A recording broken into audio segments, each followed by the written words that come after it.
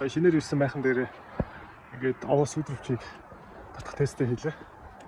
Тэгээд хүмүүс анхааруулж хэлэхэд ерөнхийдөө бол ийм дотроо ийм халтаа юм дүрхлэхтэй ийм материалыг аль болох гадаад зориулалтын материал шүү.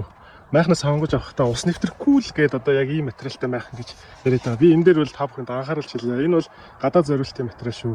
Тэгэхээр энэ бол хүн байнга амсгалаад байхад бол унтаж амрахад бол тийм таатай материал биш. Оксфорд 300, 420D, 600, 900 гэдэг янз янз байгаа.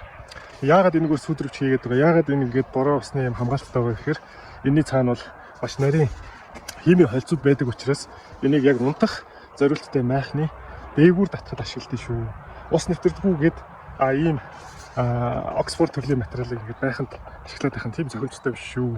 Бид нар одоо зунжингаа өвлжингөө одоо утгаандаа хорцсон хүмүүс одоо нэг болохгүй зүйлийг та бүхэн мэдж аваад тэгээд амьдрал ахуйда зүгээр ашиглаарай.